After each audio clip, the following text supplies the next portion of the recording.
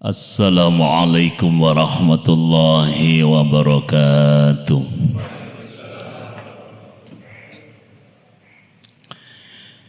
Bismillahirrahmanirrahim. Alhamdulillahi rabbil alamin. Pujian syukur kita hanya kepada Allah. Allahumma salli ala sayyidina Muhammad. Bersamaan kita meniatkan diri beberapa menit ke depan ini menjadi majelis ta'lim. Bersamaan itu pula kita dihadiahi oleh Allah waktu di mana doa-doa kita ini sedang tidak ditolak oleh Allah. Jamaah yang dimuliakan oleh Allah, yang sering tidak kita sadari bahwa gelar Duyuf Rahman itu tidak hanya diberikan oleh Allah kepada orang yang menunaikan ibadah umrah. Gelar Duyuf Rahman itu tidak hanya dihadiahkan oleh Allah kepada orang yang menunaikan ibadah haji. Tapi siapa yang memiliki iman dihadiahi oleh Allah umur dan umurnya menjumpai bulan suci Ramadan, ternyata sebutannya sama, Duyufur Rahman, tamunya Allah. Kalau Allahnya pemilik nama Al-Halim, Maha melayani. Tuan rumahnya tuan rumah yang baik, begitu menghadiahkan orang yang beriman umurnya menjumpai bulan suci Ramadan, langsung perintahkan kepada malaikat, tutup pintu neraka, buka lebar-lebar pintu surga, setan-setan dibelenggu semua. Kalau Allahnya tuan rumah yang baik, layanannya istimewa, begitu menghadiahi orang yang beriman itu umurnya berjumpa dengan bulan suci Ramadan, Nabi Muhammad SAW diperintahkan oleh Allah mengumumkan kepada kita umatnya, sehingga pengumuman itu selalu dibacakan oleh Nabi menjelang besok Ramadan di malam terakhir bulan Sya'ban, bahwa detik-detiknya, menit-menitnya, jam demi jamnya, hari demi harinya, minggu-minggunya penuh keutamaan, bahkan setiap helaan nafas kita dianggap tasbih. Kalimat yang ringan di lisan, tapi berat timbangannya di mizan. Kalimat yang amat dicintai oleh Allah. Jadi kalau tuan rumahnya tidak punya persoalan sama sekali, pasti memberikan layanan yang terbaik. Yang jadi renungan, kita ini yang jadi tamunya. Tamu yang memiliki kepantasan apa tidak. Adik-adik pasti punya teman dekat. Para ayah pasti punya sahabat. Bunda punya teman akrab. Lama tidak ketemu setahun, sahabat teman akrab itu kemudian tanpa memberitahu berkunjung ke rumah. Khusus buat adikku yang remaja yang malam hari ini hadir, kadang-kadang Pak, posisi teman akrab itu bisa mengalahkan panggilan ayah sama ibu. Kalau dipanggil ayahnya pura-pura tidak dengar, harus diulang berkali-kali, apalagi kalau kamarnya di loteng. Kalau dipanggil bundanya sulit menjawab. Tapi kalau teman akrab itu yang dijadikan panggilan, "Dek, Putri datang." "Ya, Ma." Langsung turun, langsung datang. Kadang-kadang mengalahkan orang tua. Tapi ternyata tamu yang datang itu begitu ada di hadapan kita penuh dengan kotoran. Kebayang? Kira-kira tamu akrab sahabat baik itu yang penuh dengan kotoran yang sudah ada di depan rumah kita, langsung kita persilakan masuk ruang tamu kita yang bersih? Langsung? Atau kita, Masya Allah kok kotor semua, tuh ada keran, ayo coba dibersihkan dulu. Betapapun itu teman akrab, rumah-rumah kita sendiri, kalau dia membawa daki, ternyata kita minta untuk bersihkan dulu.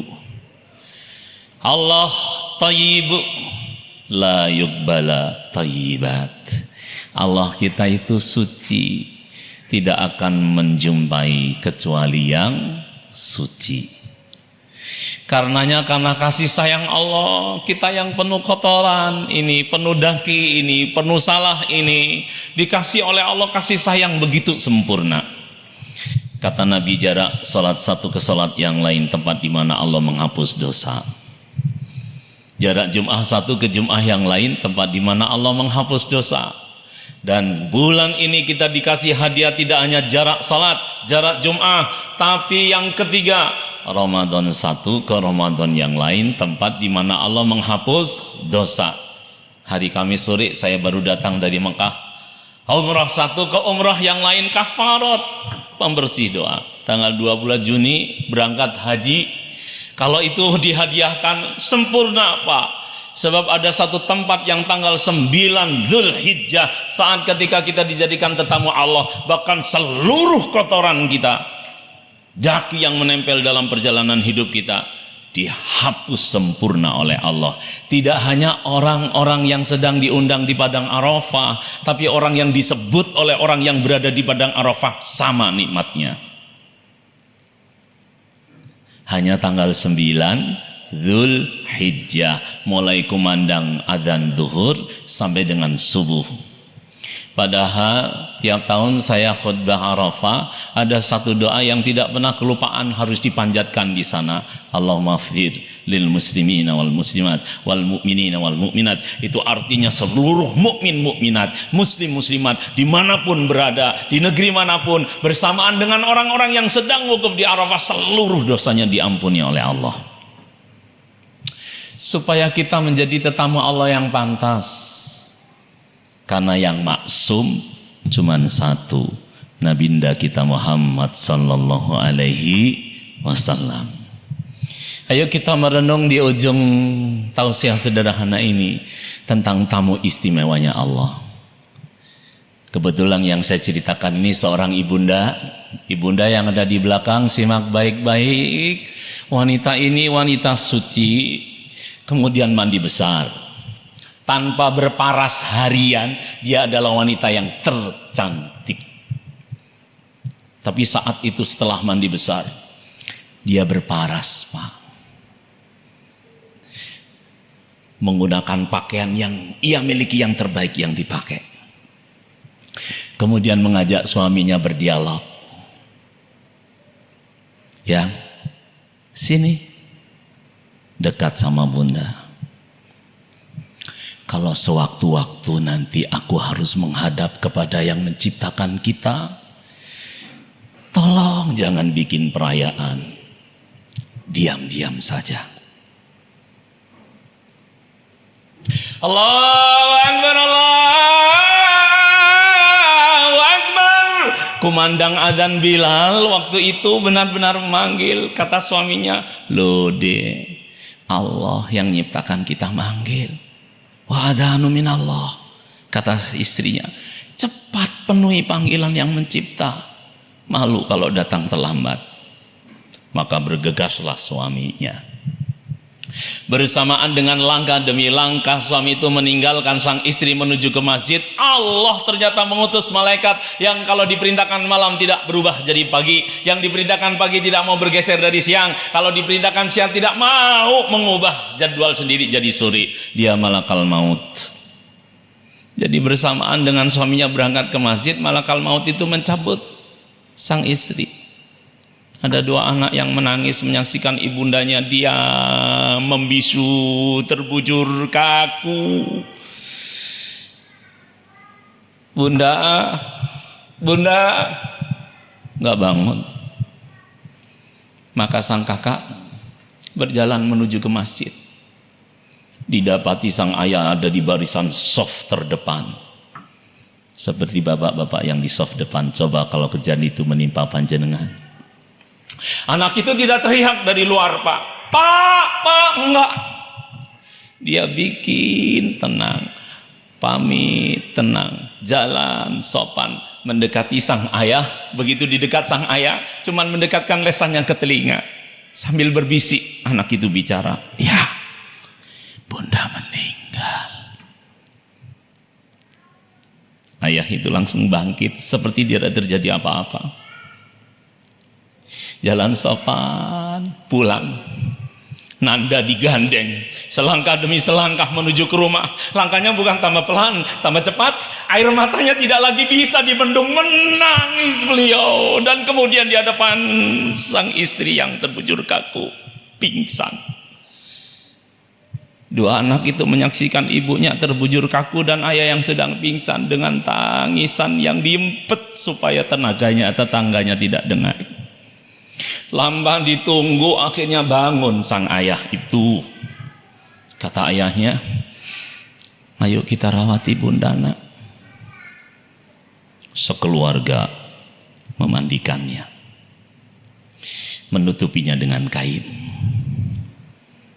mensolatinya, kemudian dengan tangannya sendiri menggali lubang untuk istrinya. Saat ketika lubang sudah siap, sang ayah itu kemudian membopong sendiri. Begitu akan masuk ke dalam liang lahat, menangis, Pak. Anaknya bilang, ya katanya nggak boleh rame-rame. Kenapa ayah menangisnya keras sekali? Ayah teringat kakek nak. Kenapa kakek? Kakekmu dulu pernah berpesan, kalau sewaktu-waktu putri terjadiku itu dicabut oleh Allah pemiliknya, kamu yang harus menggendongnya sendiri. Dan kamu yang harus memasukkan ke dalam liang lihatnya sendiri. Karena aku yang akan menerima jenazah putriku. Kata ayahnya, ayah menyaksikan kakek menerima bunda. Ayah menyaksikan kakek menerima jenazah itu dan meletakkan di liang lahat. Ayah tersenyum kepada kita semuanya. Engkau benar-benar orang yang amanah, wahai menantuku. Kemudian ayah bilang, ya Rasulullah, inilah putri yang amat engkau cintai yang pernah engkau amanatkan kepadaku. Sekarang aku kembalikan kepadamu. Dan sebagaimana dulu engkau pernah berwasiat, benar-benar aku sekarang ini menyaksikan bahwa aku melaksanakan wasiatmu menggendong putrimu sendiri. Dan ternyata benar engkau yang menerimanya, engkau yang meletakkan di dalam liang lahat. Inilah ya Rasulullah, putri yang amat engkau cintai, Fatimah Az-Zahra, yang ketika engkau hidup, engkau selalu mencium keningnya sambil berkata, kalau aku rindu bau surga, aku akan cium kening Fatimah.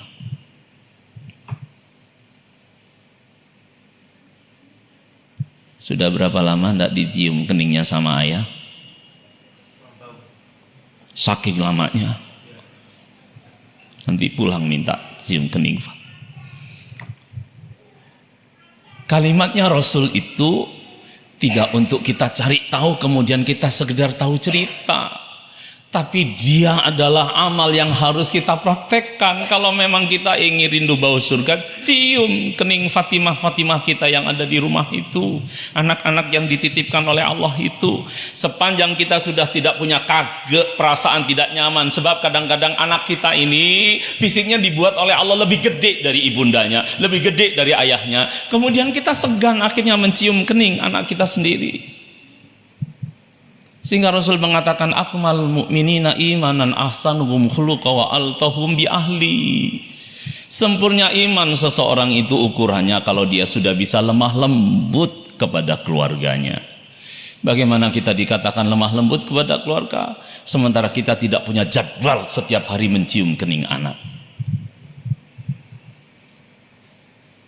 Jangan nunggu selesai Ramadan.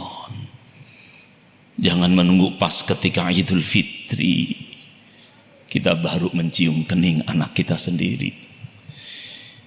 Kalau kita wafat, Pak, itu aset yang paling berharga anak-anak kita itu. Bukan uang yang kita tumpuk. Tapi anak kita yang bakti kepada kedua orang tuanya itu aset yang termahal yang kita miliki.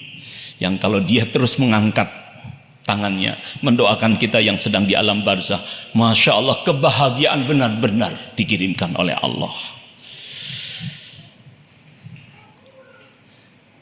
Anak yang lupa dicium keningnya sama anak, tambah jauh hubungan kita dengan anak. Kita dikenang pas hari kematian, Pak. Mungkin ada yang terbiasa men3 harinya, men7 harinya, men40. Nanti kalau sudah setahun, satu keluarga kadang-kadang bertengkar. Ini waktunya haul ayah, saya lagi yang urun, gak iso gantian. Gitu loh kadang-kadang. Hanya sekedar kirim doa. Maka sebelum ini semuanya kejadian, yang merasa jauh dengan anak, apa teknologi sekarang kita, walaupun anak kita kuliah jauh seperti di rumah, pakai video call kelihatan orangnya, tapi karena kita tidak mau melakukannya sehingga seperti jauh. Yang punya ayah, yang punya ibu, setua saya, Pak, saya kalau berkunjung, yang pertama kali saya hadirkan di wajah ibunda saya kening. Nggak mau saya kalau nggak dicium kening sama bunda. Sampai 83 tahun umur beliau. Sekarang kalau beliau sudah wafat, nggak ada lagi yang mencium kening ini. Kalau terbiasa merasa kehilangan seperti ini, karena Rasul terbiasa mencium kening Fatimah, sehingga beliau yang menerima langsung jenazahnya, sebagaimana wasiat yang diberikan pada Sayyidina Ali karramallahu wajhah. Potret Fatimah Az-Zahra adalah potret tetamu Allah yang dipanggil tuan rumahnya siap. Kita yang pernah mengabdi di sebuah perusahaan, tidak pernah telat, penuh prestasi. Satu saat ada asisten ngasih kabar, Mas dipanggil Bapak, langsung ke kantor. Gagah kita masuk kantornya Bapak. Perasa nggak kita pasti baik-baik. Wah, ini mau hari raya pasti dapat hadiah ini.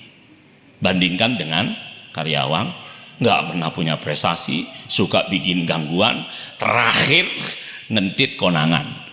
Asisten bilang, Mas dipanggil Bapak. Belum ketemu sama orangnya, pikirannya sudah luar biasa itu, hatinya sudah luar biasa itu. Padahal begitu ketemu cuman disama, semalam di mall kenapa gak nyergur Bapak? Yalah, padahal pikirannya sudah gak karu-karuan. Itu bedanya orang yang jadi tamu yang pantas sama tidak. Mudah-mudahan Ramadan kita membuat diri kita jadi pantas tamunya Allah. Subhanakallahumma wa bihamdika asyhadu an la ilaha illa anta astaghfiruka wa atubu ilaika falyuballighi syaitu minkumul haiba. Assalamualaikum warahmatullahi wabarakatuh.